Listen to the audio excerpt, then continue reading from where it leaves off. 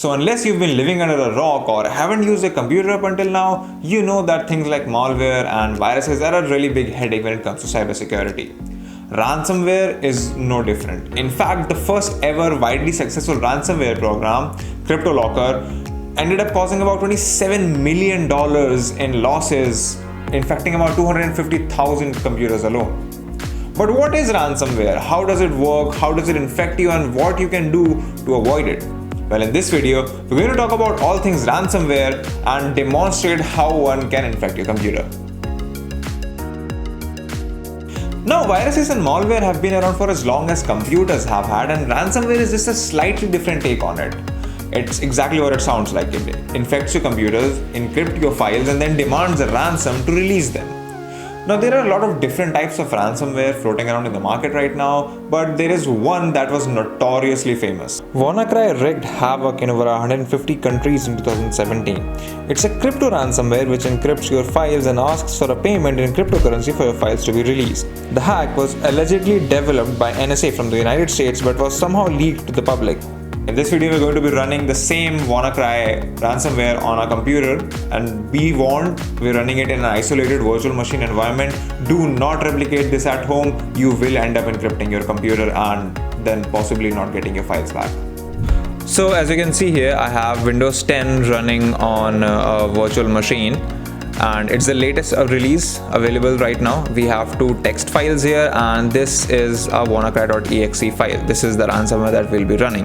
Another thing to note is that I have turned off real-time protection and cloud delivered protection.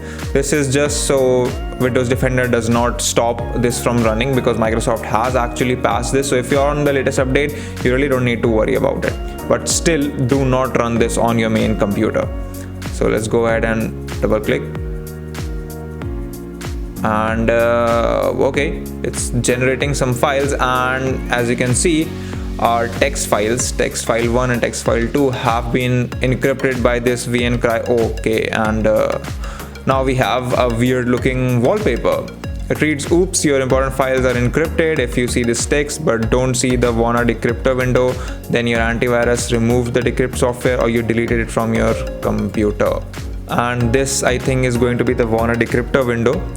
And yes, so now this will show you what's happened to your computer. It will see when the payment will be raised, how much time you have to make the payment. So from the looks of it, I have 6 days and 23 hours.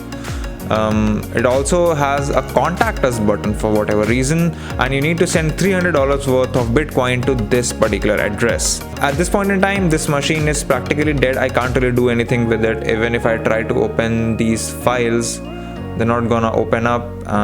Let me try open them up in Notepad,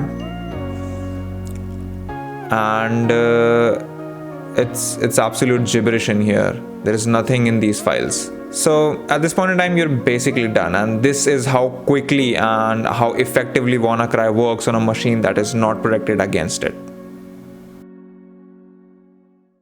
Long story short, once you get it, you can't really get rid of ransomware. You can try to avoid it, but once you're infected, your best bet is to just format your hard drive or SSD or whatever and start afresh. There's also no guarantee that paying the ransom will actually release your files, and if you do end up paying the ransom, it just validates the business model for these attackers. Ever since the WannaCry incidents, these ransomware attacks have gone up the roof. According to a report from cybersecurityventures.com, ransomware costs will amount up to $20 billion by 2021. According to a TechCrunch article dated 13th May 2019, about 1.7 million devices around the globe are still susceptible to WannaCry. This single ransomware alone has cost billions of dollars in losses across the globe, according to different sources. And it's not like you'll only get a ransomware if you're running a Windows PC. In 2015, a ransomware for Linux, and in 2016, a ransomware for macOS was also discovered. So what do you do to try to avoid it? Well, update your computers, tablets, phones, toasters, or whatever else that you have that gets a security update on. You should be really mindful of any files that you download off the internet or any links that you get in suspicious emails or text messages. Also keep an eye out for emails that have really fishy attachments or messages that come with images attached to them. Keep an eye out for phishing links as well, and you should be pretty good to go on your way. Staying on top of these latest security updates can go a long way down in protecting you against ransomware or any other malware of any sort. If you liked the video, consider subscribing, press the bell icon, give us a thumbs up and tell us in the comments below if you've had such an experience.